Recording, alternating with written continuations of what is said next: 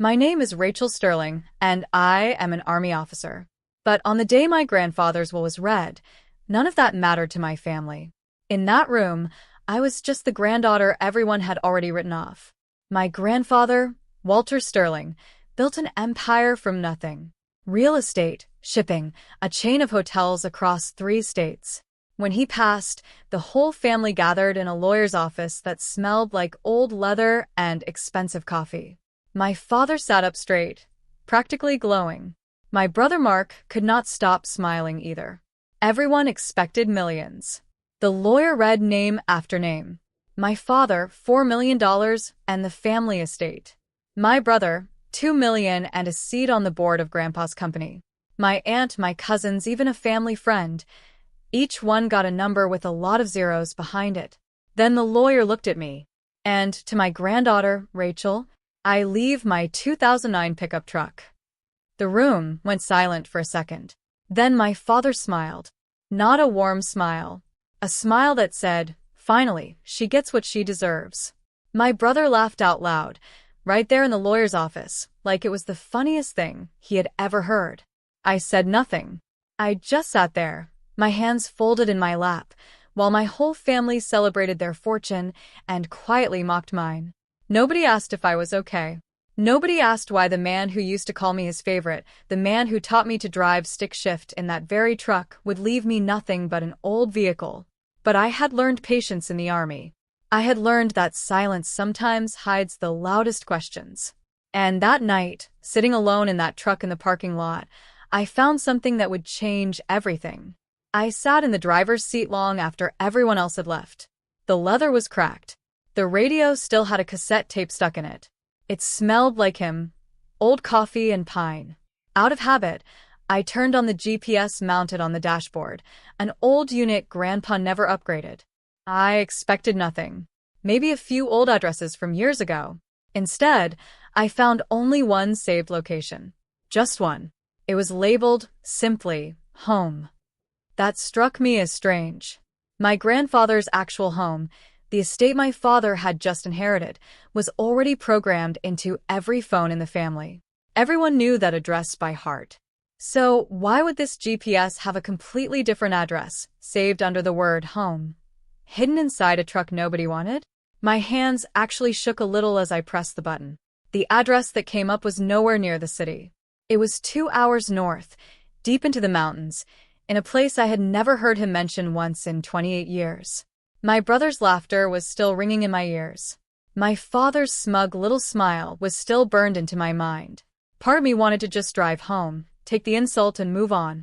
But another part of me, the part that had spent years learning to trust instructions and follow leads no matter how strange they looked, told me this was not random. Walter Sterling did not do anything without a reason. He built an empire by being 3 steps ahead of everyone else. If he left me a truck with one hidden address, he wanted me to find something. And he wanted only me to find it. I started the engine. It rumbled to life, like it had been waiting. And I pulled out of that parking lot, leaving my family behind, driving straight into the mountains, toward whatever my grandfather had been hiding. The drive gave me too much time to think. 2 hours of empty highway, then narrow mountain roads with no other cars in sight. I kept replaying my childhood. Grandpa used to take me fishing every summer while my brother stayed home playing video games. He used to say I was the only one in the family who asked him real questions instead of asking for money. He used to tell me, Rachel, you remind me of myself before I got rich. Don't ever lose that. I always thought those were just nice memories. Now I wondered if they meant something more. As the roads climbed higher, the GPS voice kept calmly repeating directions, guiding me past small towns, past gas stations, deeper into pine forest. My phone lost signal completely. It was just me, the old truck, and a dashboard screen leading me somewhere my family didn't even know existed. I thought about calling my father, just to ask if he knew this place. But something told me not to. If Grandpa had wanted my father to know, he would have given him this same truck. He didn't. He gave it to me. On purpose. Finally, the GPS announced, "You have arrived." I looked around and saw nothing but trees and a narrow dirt path leading off the main road. My heart pounded. I almost turned back. But I had come too far to stop now. I turned onto the path. The truck bounced over rocks and roots for almost a mile. Then the trees opened up, and I found myself at a mountain overlook, a wide cliff of stone looking out over an entire valley. And standing there, facing the view, was an old man I had never seen before in my life. I stepped out of the truck slowly, my training kicking in without me even thinking about it. Stay calm.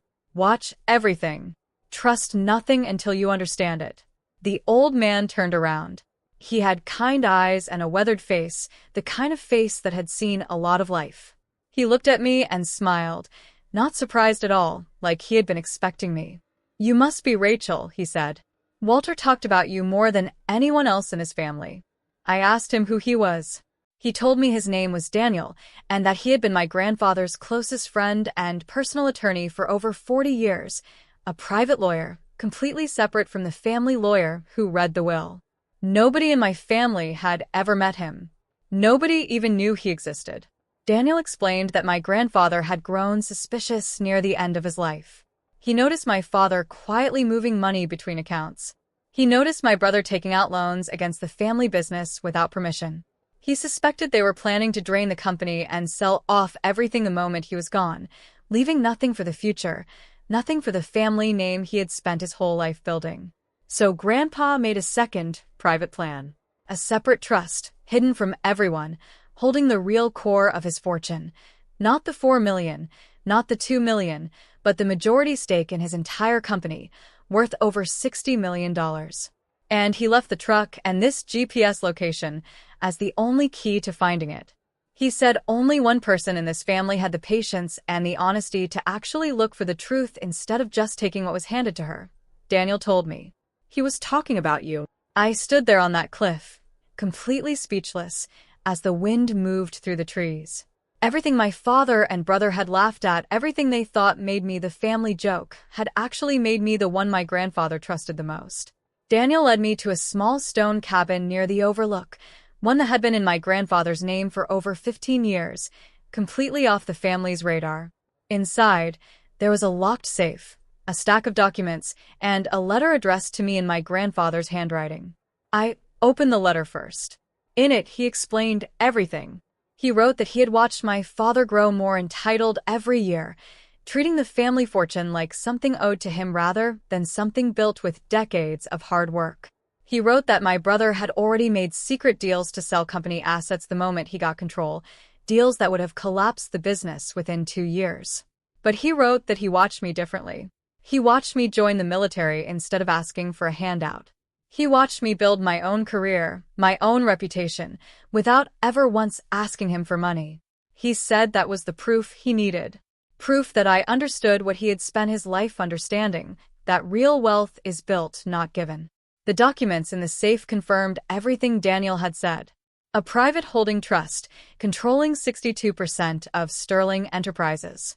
My name was already listed as the sole beneficiary, activated the moment I found this location on my own, without anyone telling me. It was designed as a test. If I had ignored the truck, sold it, or never even turned on that GPS, the trust would have quietly transferred to a charitable foundation instead, and my family would have kept whatever they got from the public will, and nothing more. My grandfather had built one final lesson into his own death, a lesson about who actually deserved to carry his legacy forward. I sat in that cabin for a long time, holding that letter, finally understanding why he called me his favorite. It was never about affection. It was about trust. And I had just earned the biggest trust of my entire life. I drove back to the city 3 days later, after meeting with Daniel's legal team and confirming every document was real. My father had been calling nonstop, annoyed that I disappeared without explanation. When I finally called him back, I asked him to gather the family. I had something to share. They all arrived at the estate, my father's new estate, expecting maybe an apology for my disappearance. Instead, I brought Daniel with me, along with a folder of documents. My father's smile disappeared the moment Daniel introduced himself as Grandpa's private attorney.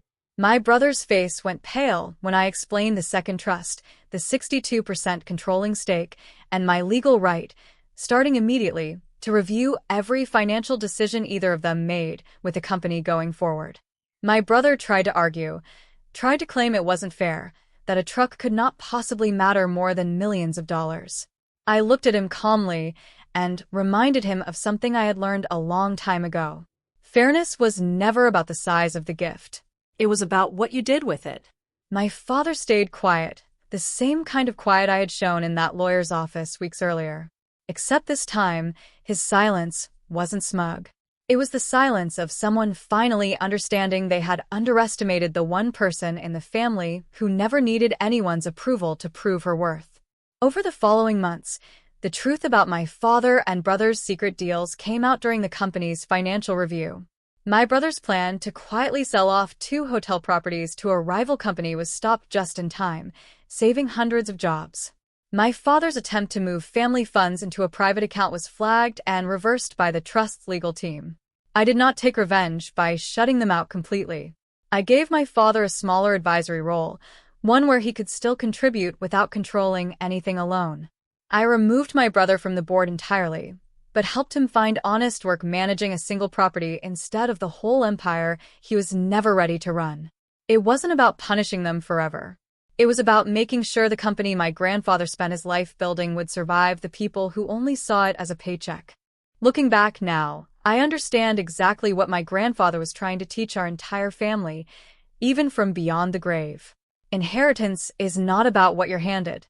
It's about what you're willing to search for, work for, and protect once you have it. My father and brother inherited millions, and within a year, most of it was already gone, spent on things that meant nothing. I inherited an old truck, a hidden address, and one final lesson from the man who believed in me more than anyone else ever did. Sometimes the people who laugh at you the loudest are the ones who understand the least. And sometimes, the smallest gift hides the biggest truth, waiting patiently for the one person willing to actually go looking for it.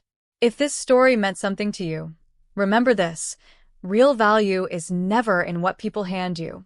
It's in what you choose to do when everyone else has already stopped believing in you.